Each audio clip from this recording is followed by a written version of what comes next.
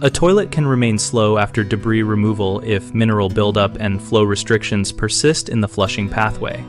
A major cause is calcium and mineral deposits at the siphon jets and rim holes that reduce the volume and speed of water entering the bowl.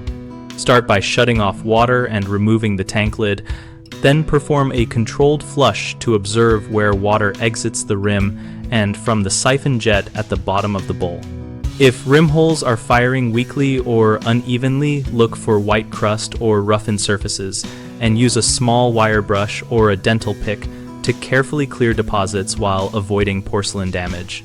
For the siphon jet insert, a thin, flexible plastic tube or soft wire to scrape and dislodge buildup, then flush repeatedly to confirm improved flow.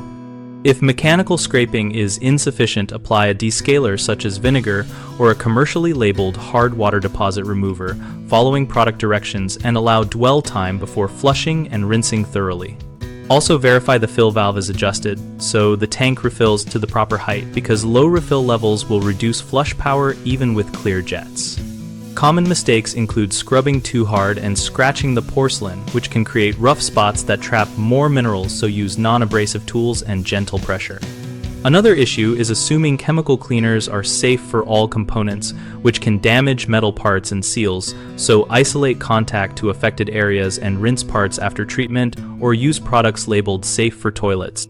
A third problem is ignoring the refill volume and chain length, which can prevent a full flush, so set the refill to the manufacturer recommended level and adjust chain length so the flapper seals fully when closed, but lifts completely when flushed. We run bighomeprojects.com to connect homeowners with local contractors and to host a discussion community where people share real experiences and tips about home issues like toilet performance. We help contractors find work by giving them a place to engage with homeowners and respond to project questions.